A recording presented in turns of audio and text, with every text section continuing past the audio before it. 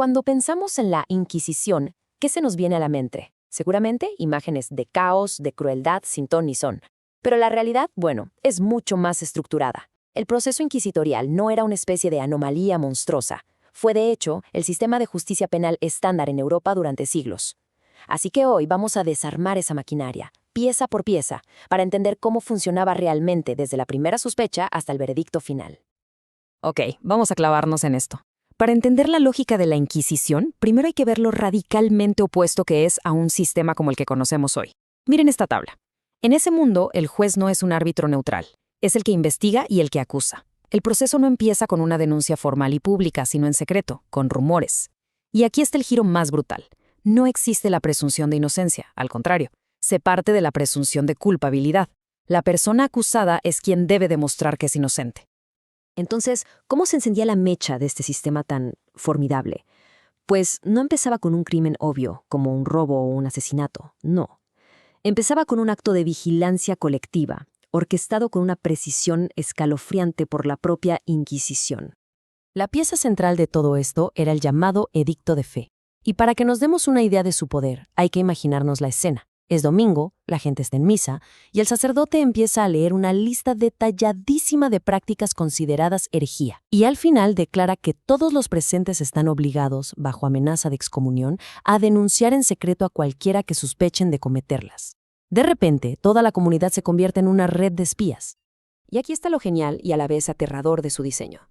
El edicto tenía una doble función. Primero, era como un manual de instrucciones para el pueblo. Les decía exactamente qué buscar, qué comportamientos delataban a un posible hereje. Y segundo, creaba una obligación imposible de ignorar.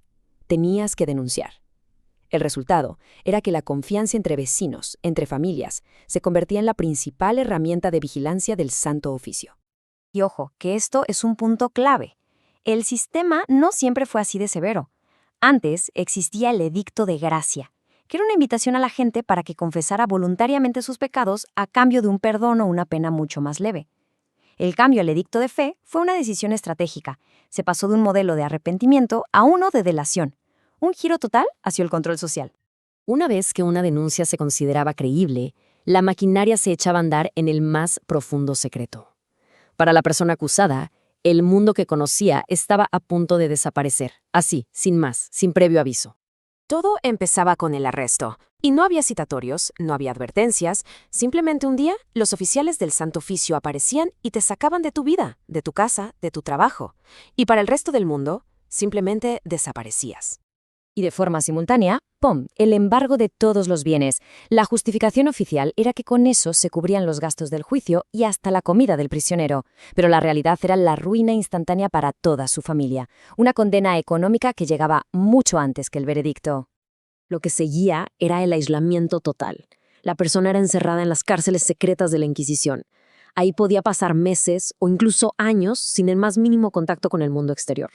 El objetivo era muy claro: usar la soledad y la incertidumbre para quebrar su espíritu.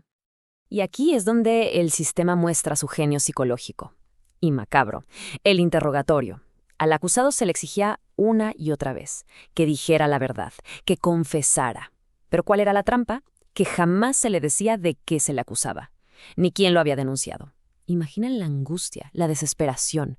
Es una tortura mental diseñada para que la propia mente, buscando una salida, termine inventando o confesando crímenes que ni siquiera sabía que existían. Uno podría pensar, bueno, ¿pero no había defensa? Sobre el papel, sí. Al acusado se le asignaba un abogado, pero era un funcionario de la misma Inquisición. Su trabajo no era demostrar la inocencia, sino convencer al prisionero de que su única salida, su mejor opción, era confesar todo para aspirar a una pena más ligera. La indefensión en la práctica era total. Pero, ¿qué pasaba si el aislamiento, la presión y la falsa defensa no eran suficientes para arrancar una confesión? Bueno, el sistema tenía un recurso más, un último paso, fríamente clasificado como una herramienta judicial. Se le conocía burocráticamente como el examen riguroso. Este era el nombre oficial, el eufemismo, para el interrogatorio bajo tormento. Y ojo, no se veía como un acto de crueldad, sino como un procedimiento legal, que se regulaba y se documentaba con mucho cuidado en las actas del juicio. Uno de los métodos más comunes era la garrucha. Se Se ataban las muñecas del reo por la espalda, se le colgaba del techo con una polea y se le dejaba caer de golpe, frenando justo antes de tocar el suelo. El propio peso del cuerpo era suficiente para dislocar los hombros, un dolor insoportable, aplicado de forma metódica. Pero aquí viene lo que revela la lógica retorcida de todo el sistema. Una confesión obtenida bajo tortura por sí misma no tenía validez legal. Para que contara, el acusado tenía que ratificarla libremente días después, ya fuera de la cámara de tortura. Por supuesto, si se retractaba, se podía argumentar que su confesión original había sido incompleta, lo que justificaba una nueva sesión de examen riguroso.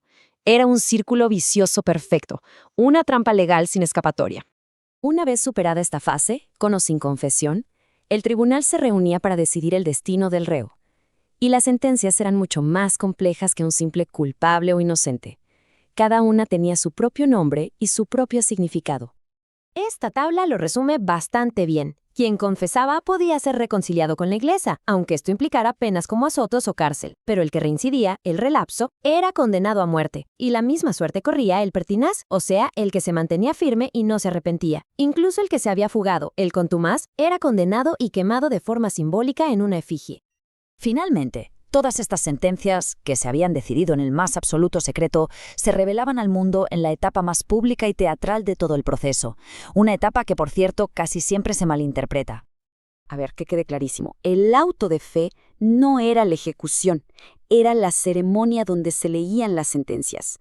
Su propósito no era el castigo en sí, sino una demostración masiva, solemne, del poder y la autoridad del Santo Oficio. Era una lección de poder para toda la sociedad.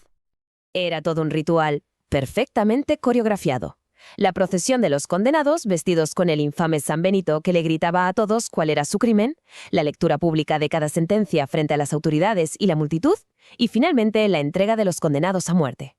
Este último acto se escondía detrás de otro eufemismo increíble: la relajación al brazo secular.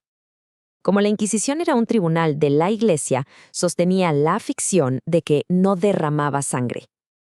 Así que, formalmente, entregaba al condenado a las autoridades civiles, el brazo secular, para que fueran ellas quienes ejecutaran la pena de muerte.